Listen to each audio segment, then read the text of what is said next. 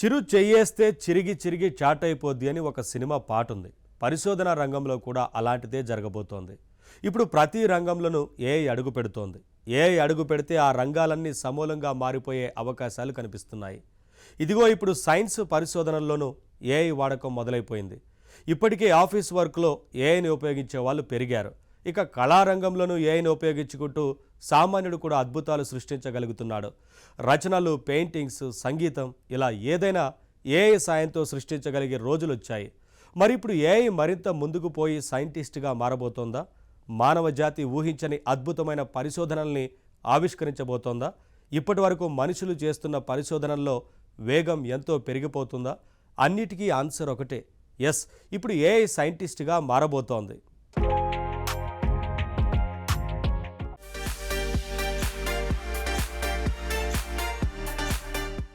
మన మానవ జాతి ఇంతకాలం కష్టపడింది చాలు. ఇక మన పనుల్ని ఏఐకి అప్పచెప్పేద్దాం. ఇప్పుడు ప్రపంచ వ్యాప్తంగా ఇదే ధోరణి ఊపందుకోబోతున్నట్లు కనిపిస్తోంది. నిత్యం మనుషులు చేసే పనుల్లోకి ఏఐ వచ్చింది.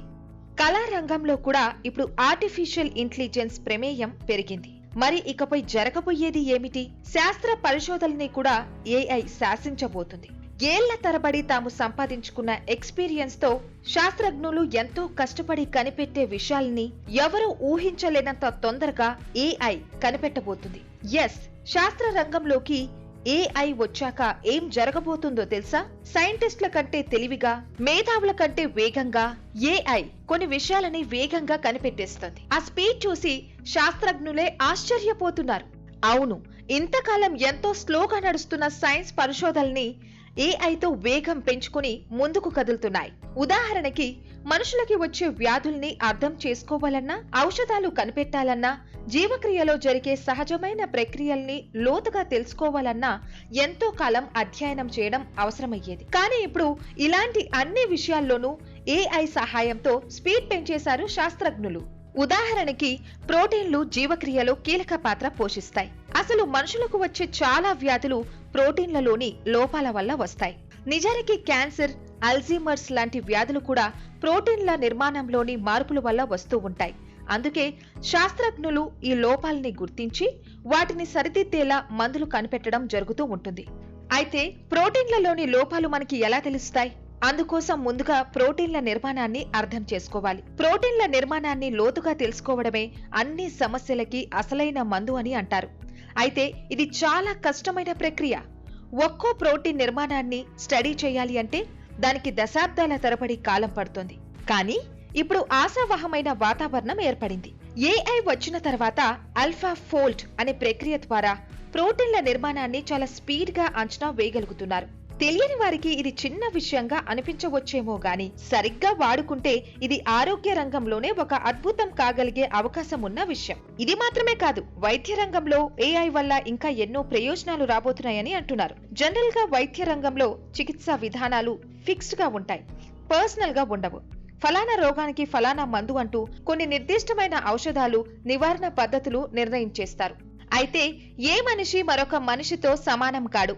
ఒకరికి పనిచేసిన మందులు మరొకరికి అలాగే పనిచేయాలని లేదు. అలాగే ఒకరి కోసం వాడిన చికిత్స పద్ధతి మరొకరికి బెడిసి కొట్టొచ్చు. ఇందుకు కారణం, ఓవరాల్ గా మనుషులంతా ఒకేలా అనిపించినా నిజానికి ప్రతి మనిషి శరీరము ఒక ప్రత్యేకమైన నిర్మాణం కలిగి ఉంటుంది. అందుకే ఏఐ వచ్చాక పూర్తిగా పర్సనల్ చికిత్స విధానాలకి దారులు తెరుస్తున్నారు. ఒక మనిషికి ఆరోగ్యపరంగా ఏదైనా ఇబ్బంది ఏర్పడితే కేవలం అతని కోసం మాత్రమే అతనికి సరిపడే ఒక ప్రత్యేక చికిత్సా విధానాన్ని ఏఐ ద్వారా తయారు చేయవచ్చు. ఆ వ్యక్తి తాలూకు జెన్యూన్ సమాచారాన్ని తెలుసుకుని అతని జీవన విధానంలోని ప్రత్యేక విశేషాలని గుర్తించి ఆ వివరాలని ఏఐ ఇంజిన్ కి అందిస్తే చాలు.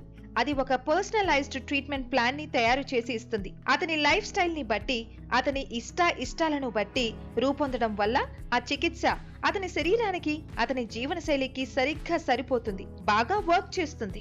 ఇలాగే కొత్త కొత్త ఔషధాల విషయంలో కూడా ఏఐ ఉపయోగపడుతుంది. కొత్త ఔషధాలు కనిపెట్టేటప్పుడు వాటి బాగోగుల్ని తెలుసుకోవడం కోసం ముందుగా అనేక ప్రయోగాలు చేయాల్సి వస్తుంది. వాటిలో కొన్ని ఫెయిల్ అవుతూ ఉంటాయి. అయితే ఈ ప్రయోగాలు చేసే ముందు ఏఐ మనకి ఎంతగానో ఉపయోగపడుతుంది. ఒక మందుని వాడి చూడకుండానే దానిని లోతుగా పూర్తిగా స్టడీ చేసి ప్రయోగం సక్సెస్ అవుతుందా లేదా అన్నది ఏఐ చెబుతోంది. డేటా ఆధారంగా విశ్లేషించే సందర్భాల్లో మనిషి కంటే బాగా ఊహించగలిగే శక్తి ఏఐకి ఉంది. మరి ఏఐ సపోర్ట్ వల్ల అనవసరమైన ప్రయోగాలు చేసి ఫెయిల్ అయ్యే పరిస్థితులు తగ్గిపోతాయి. ఇది మంచి పరిణామం. ఇక ఎక్స్రేలు, ఎంఆర్ఐ స్కాన్లు ఇలాంటివి విశ్లేషించడంలో కూడా ఏఐ ఎంతో బాగా పనిచేస్తుంది. ఆ చిత్రాల ద్వారా ఉన్న వ్యాధిని గుర్తించడం మాత్రమే కాదు, ఆ వ్యక్తికి రావడానికి అవకాశం ఉన్న వ్యాధుల్ని కూడా ఏఐ ముందే గుర్తించే అవకాశం ఉంది. ముందుగా హెచ్చరించడం వల్ల రోగం ముదరక ముందే మనల్ని మనం రక్షించుకోవచ్చు. ఏఐ ఇలా ఆరోగ్యపరంగా మనుషుల్ని అలర్ట్ చేసి హెల్ప్ చేస్తుంది. ఇక రోబోటిక్ శాస్త్ర చికిత్సలోనూ ఏఐ వాడకం ఉపయోగపడుతుంది. ఇప్పుడు వాడకాల్లో ఉన్న విధానాల కంటే మరింత ఖచ్చితత్వంతో ఆపరేషన్లు నిర్వహించడానికి ఏఐ హెల్ప్ చేస్తుంది. ఏఐ ఆధారంగా నడిచే రోబో యంత్రాలతో ఆపరేషన్స్ చేస్తే సైడ్ ఎఫెక్ట్స్ ఎక్కువగా ఉండవు. వైద్యపరంగా మాత్రమే కాదు, వాతావరణ రంగంలో కూడా ఏఐ సహకారం మనిషికి ఉపయోగపడుతోంది. పర్యావరణ పరిరక్షణ, అంతరించిపోతున్న జాతుల్ని ముందుగానే గుర్తించే విషయం, అడవుల్ని కాపాడడం, ఇలాంటి అన్నిటిలోనూ ఎప్పటికప్పుడు అలర్ట్ చేస్తుంది ఏఐ. మానవులు తమకి లభిస్తున్న సహజ వనరుల్ని, ఇంధనాన్ని పొదుపుగా సమర్థంగా వాడుకోవడానికి కూడా ఏఐ హెల్ప్ చేయగలదు. ఇక వ్యవసాయ రంగం మాటకొస్తే పంట దిగుబడి పెంచుకోవడానికి, నీటి వినియోగం తగ్గించడానికి, తెగుళ్లు నియంత్రించడానికి ఏఐ బెస్ట్ టెక్నాలజీస్ ఇప్పటికే రంగంలోకి దిగాయి. మరింత ఉన్నత స్థాయిలో చూస్తే ఆహార భద్రత విషయంలో కూడా ఏఐ మానవ జాతికి హెల్ప్ చేస్తుంది అని అంటున్నారు. విద్యా రంగంలో కూడా తొందరగా విషయాల్ని నేర్చుకునే అనేక విధానాల్ని ఏఐ ఆవిష్కరిస్తోంది. ఫిజిక్స్, కెమిస్ట్రీ, బయాలజీ ఇలా ప్రతి రంగంలోనూ అనేక పరిశోధనలు జరుగుతున్నాయి. ఇప్పుడు ఇవన్నీ మరింత ఫాస్ట్ గా ముందుకు సాగడానికి శాస్త్రజ్ఞులు ఏఐ నుంచి హెల్ప్ తీసుకోవడానికి సిద్ధపడుతున్నారు. అయితే ఏఐ కనిపెట్టే విషయాలు ఎంతవరకు సరైనవి? ఇది మనకి కాలక్రమంలో తెలుస్తుంది. ఏఐ చెప్పే విశేషాల్ని, ఏఐ ఇచ్చే రిపోర్టుల్ని మనుషులుగా మనం మళ్ళీ విశ్లేషించుకోవాలి. ఓకే అనుకుంటే అప్పుడు మాత్రమే వాటిని ఆచరణలో పెట్టాలి. అంతేగాని ఏఐని గుడ్డిగా ఫాలో అవ్వడం ఏమాత్రం మంచిది కాదని కొందరు హెచ్చరిస్తున్నారు. ఏదేమైనా వివిధ రంగాల్లో ఏఐ ఇచ్చే రిపోర్ట్ల సక్సెస్ రేట్ను బట్టి చూస్తే పరిస్థితి ఆశావహం అని చెప్పొచ్చు. రకరకాల శాస్త్ర పరిశోధనల్లో ఏఐ అనేది మనిషి కంటే ముందుగా వెళ్ళగలదు, అతని కంటే వేగంగా పరిగెట్టగలదు అన్న విషయం ఇప్పటికే అర్థమవుతుంది. చూద్దాం, ఒకప్పుడు ఎంతో దశాబ్దాలు తరబడి సమయం తీసుకున్న పరిశోధనలు భవిష్యత్తులో కొద్ది నెలల్లోనే కొలిక్కి రావచ్చు. అలాంటి ఆశావహమైన పరిస్థితుల్ని ఏఐ మన ముందుకు తీసుకొస్తోంది. ఈ వేగం వెనక కొన్ని ప్రమాదాలు దాగి ఉన్నప్పటికీ ప్రస్తుతానికి దీన్ని మనం పాజిటివ్ కోణంలోనే చూడాల్సి ఉంది. అయితే ఏఐ అన్ని చెబుతుంది కదా అని ప్రతిదానికి ఏఐ అంటూ దాని మీద ఆధారపడిపోవడం అజ్ఞానమే. అలా కాకుండా విజ్ఞానంతో పాజిటివ్ కోణంలో శాస్త్రజ్ఞులు ఏఐ టెక్నాలజీని ఉపయోగించుకోవాలి. సవ్యమైన విధానంలో ఏఐని వాడితే మానవ జాతి తాను ఎన్నో శతాబ్దాలుగా చూడలేని అభివృద్ధిని రాబోయే ఒక దశాబ్దంలోనే చూసే అవకాశం ఉంది. చూద్దాం మరి ఏం జరుగుతోందో.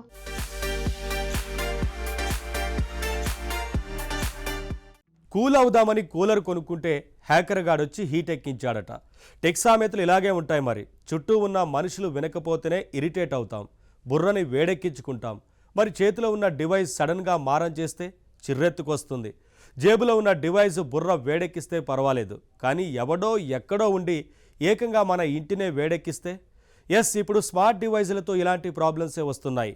ఇంటర్నెట్ ఆఫ్ థింగ్స్ వచ్చాక రిమోట్లో ఎక్కడో ఉండి రివెంజ్ తీర్చుకుంటున్నారు హ్యాకర్స్.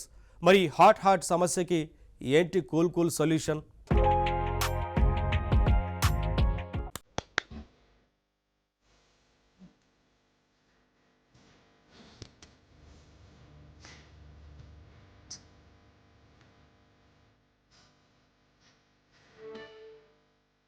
హలో, ఈ జనార్దన్ గారేనా? అవునండి. సార్, మా ఇంట్లో ఏసీ వర్క్ చేయట్లేదండి, కొద్దిగా మీ సాయం కావాలి. సారీ అండి, రాంగ్ నెంబర్. హలో, మాట్లాడేది జనార్దన్ గారేనా? అవునండి, చెప్పండి. ఇంట్లో ఏసీ ప్రాబ్లం వచ్చిందండి. ఇప్పుడే కదండి చెప్పాను రాంగ్ నెంబర్ అని. మీరు మాట్లాడేది జనార్దన్ గారేగా సార్? అవునండి, మాట్లాడేది జనార్దనే, కానీ ఇది ఏసీ రిపేరింగ్ షాప్ కాదండి. సార్ ఫోన్ పెట్టేయకండి సార్, నేను కాల్ చేసింది మీకే. ఇది రాంగ్ నెంబర్ కాదు సార్, ఇది మీరు టెక్ జనార్దన్ గారే కదా? అవునండి, నేను టెక్ జనార్దనే, కానీ మీ ఏసీకి ప్రాబ్లం వస్తే నాకు కాల్ చేస్తున్నారేంటండి? ఏసీ రిపేర్ షాప్కి వెళ్ళండి. ఇప్పుడు అక్కడి నుంచి వచ్చాను సార్, నేను ప్రాబ్లం సాల్వ్ కాలేదు, అందుకే మీకు కాల్ చేశాను. అర్థం కాలేదండి. మీ ఏసీ ప్రాబ్లం వచ్చింది, రిపేర్ షాప్కి కూడా వెళ్ళామంటున్నారు. ఓకే. మరి నాకు కాల్ చేయడం ఏంటండి? అంటే సార్ ఈ ప్రాబ్లం మీరే సాల్వ్ చేయగలరని అసలు నా నెంబర్ ఎవరు ఇచ్చారండి మీకు? ఆ ఏసీ రిపేర్ అతనే ఇచ్చాడు సార్ మీ నంబర్. ఏసీ రిపేర్ చేసే ఆయన నా నెంబర్ ఇచ్చాడా? అవును సార్. ఆ మధ్య సైబర్ క్రైమ్ ఆఫీసర్ వాళ్ళ ఇంట్లో ఫ్రిడ్జ్ హ్యాక్ అయితే మీరే సెట్ చేసినారంట కదా సార్. అవునవును. రాఘవ్ గారి ఫ్రిడ్జ్ హ్యాక్ అయితే నేనే సెట్ చేశానండి. కానీ నాకు ఏసీ రిపేర్ రాదండి. మాది కూడా హ్యాకింగ్ ప్రాబ్లమే అంటున్నారు సార్ వాళ్ళు. ఇంతకీ మీ ఏసీలో ప్రాబ్లం ఏంటండి? రెగ్యులర్ ప్రాబ్లం అయితే కాదంటున్నారు సార్. అంటే ఏసీ ఆన్ చేస్తే ఏం జరుగుతుంది? అది అసలు కరెక్ట్గా పని చేయట్లేదు సార్. ఏసీ ఆన్ చేస్తే ఇల్లంతా వేడెక్కిపోతుంది. టెంపరేచర్ ఎంత తగ్గించినా కూలే అవ్వట్లేదు అసలు. ఒక్కొక్కసారి రిమోట్ నొక్కకపోయినా దానంతలో అదే వేడెక్కిపోతుంది. అసలు ఇంట్లో ఉండలేకపోతున్నాను సార్. అంతలా పాడైందా? ఇంతకీ మీది స్మార్ట్ ఏసీనా? చాలా అడ్వాన్స్ టెక్నాలజీ అన్నారు. అయితే అది థెర్మోస్టాట్లో ప్రాబ్లం వల్ల కూడా అయ్యుండొచ్చండి. అవునండి. వాళ్ళు కూడా ఈ మాటనే అన్నారు, థర్మోస్టాట్ అని.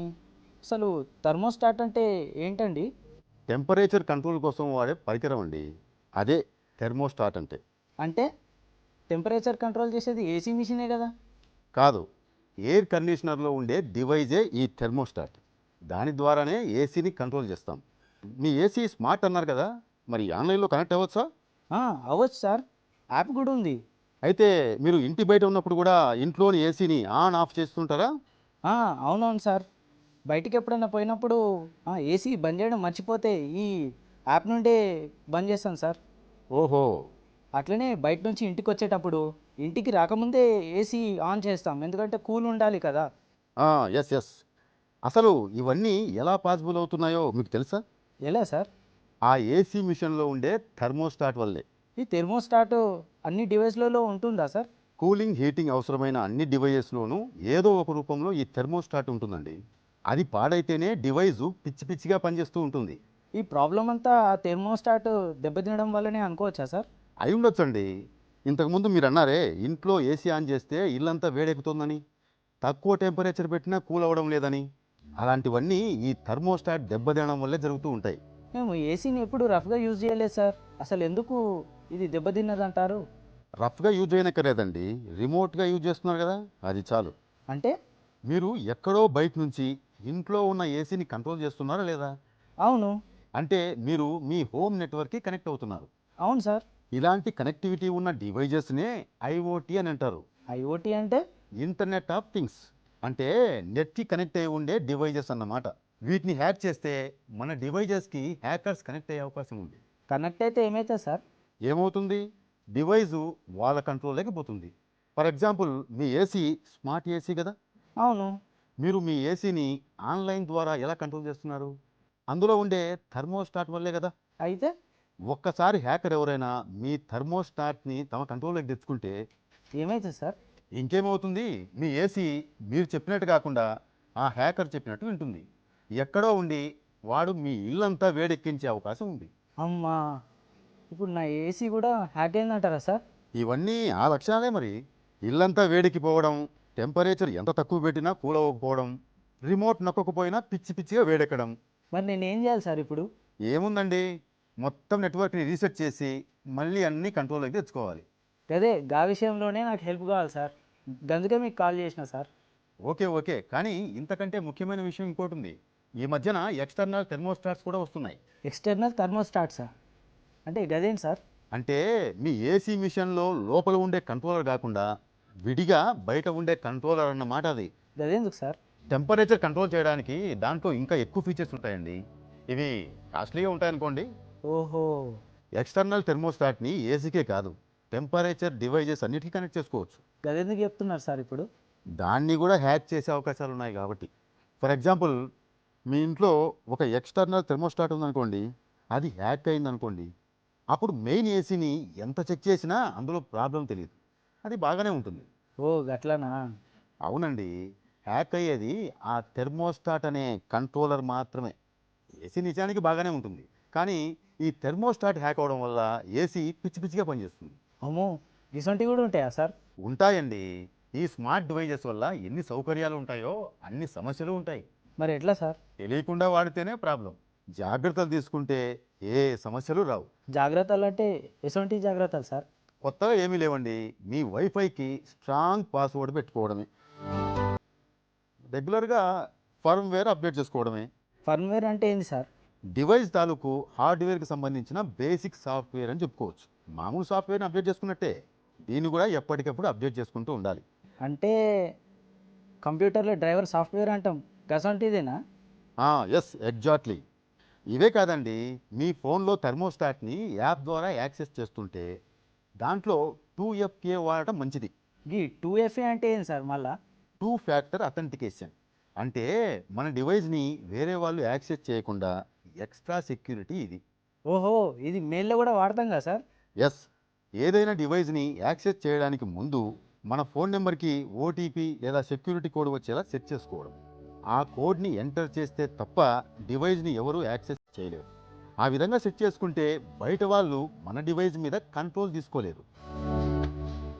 అలాగే ఈ డివైజెస్ని రిమోట్ ప్లేస్ నుంచి యూజ్ చేసినప్పుడు వర్చువల్ ప్రైవేట్ నెట్వర్క్ ద్వారా యూజ్ చేస్తే అంటే VPN.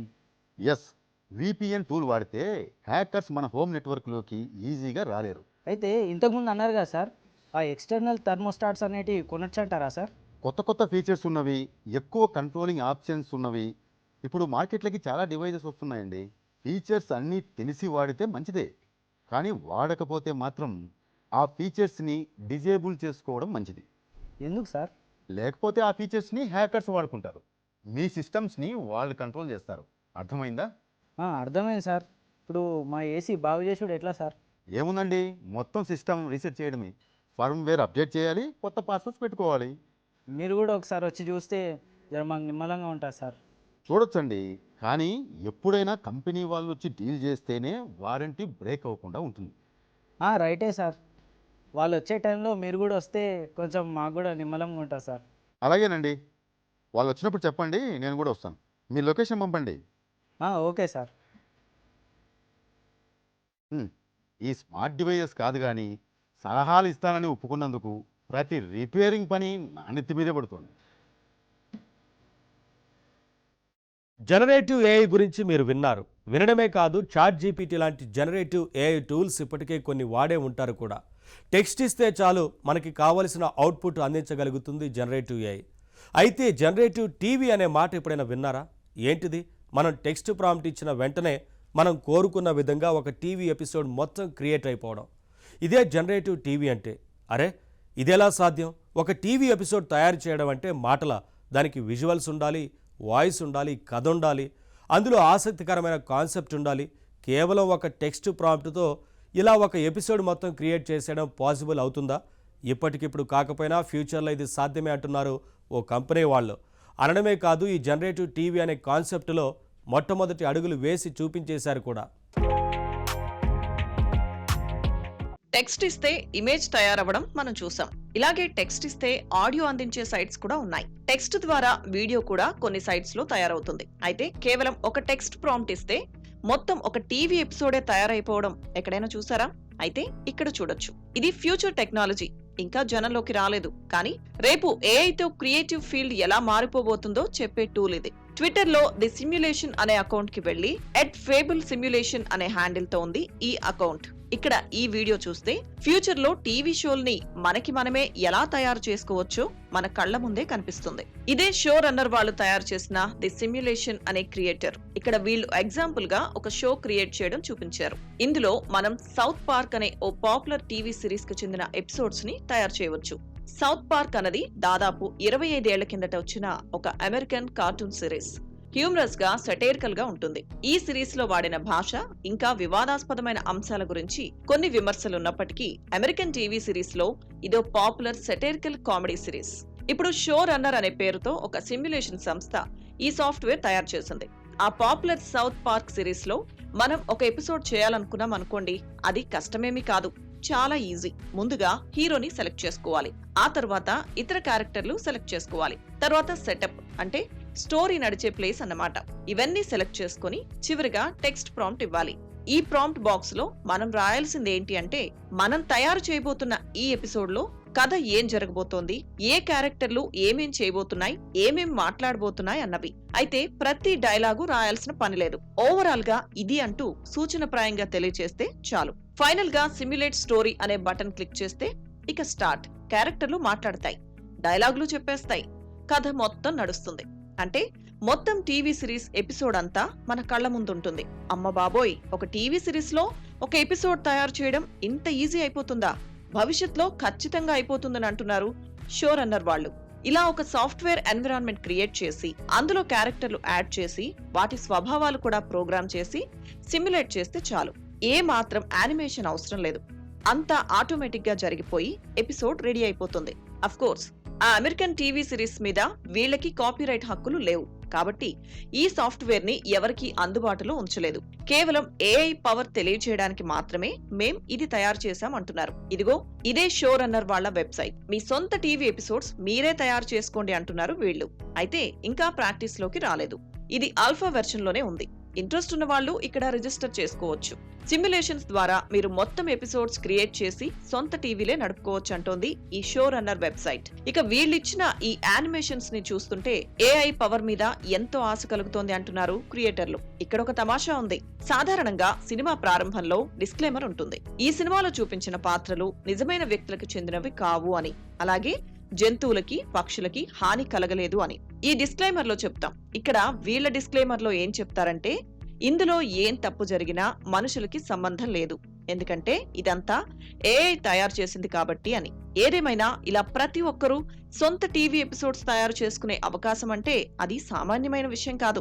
దీంట్లో ఎన్నో లిమిటేషన్స్ ఉన్నాయి. ఇప్పటికిప్పుడు ఈ టూల్ ప్రాక్టికల్ గా జనంలోకి రాకపోవచ్చు. అయినప్పటికీ ఫ్యూచర్ ఎలా ఉండబోతోందో ఇది మన కళ్ల ముందు చూపిస్తుంది. ఇప్పటికే షో రన్నర్ వాళ్ల కృషి గురించి ఇంటర్నేషనల్ మీడియా గొప్పగా రాసింది. హాలీవుడ్ రిపోర్టర్ వాళ్ళు షో రన్నర్ సిమ్యులేటర్ గురించి చెప్తూ ఇది హాలీవుడ్ కి ప్రమాదమే అని హెచ్చరించారు. ఇక మరికొన్ని ఇంటర్నేషనల్ మీడియా సంస్థలైతే దీన్ని ఒక ఓటీటీ క్రియేటింగ్ ప్లాట్ఫామ్ గా అభివర్ణించాయి. ఇక ఎవరికి వారే ఒక సొంత నెట్ఫ్లిక్స్ నడుపుకోవచ్చు, ఎవరికి వారే ప్రైమ్ లాంటి ఓటీటీ చేసుకుని అందులో మంచి మంచి వెబ్ సిరీస్ తయారు చేసి ఎపిసోడ్స్ రిలీజ్ చేయవచ్చు అన్నట్టుగా వాళ్ళు రాస్తున్నారు. అఫ్ కోర్స్ అది ప్రస్తుతానికైతే అంత ఈజీ ఏం కాదు, కానీ ఫ్యూచర్ లో మాత్రం ఖచ్చితంగా సాధ్యమే. అది ప్రాక్టికల్ గా కనిపిస్తోంది ఇక్కడ. మరి ఇప్పటికే ఓటీటీలు పెరిగి థియేటర్లో సినిమాలు చూసే వాళ్ళు తగ్గిపోయారు. రేపు ఇలాంటి ఏఐ సిమ్యులేటర్లు ఈజీ సాఫ్ట్వేర్లు వస్తే అందరూ క్రియేటర్లు అయిపోతారు. మరి ప్రతి ఒక్కరూ ఓటీటీ ఓనర్ అయిపోతే ప్రేక్షకులుగా ఎవరుంటారు అన్నదే రేపటి ప్రశ్న.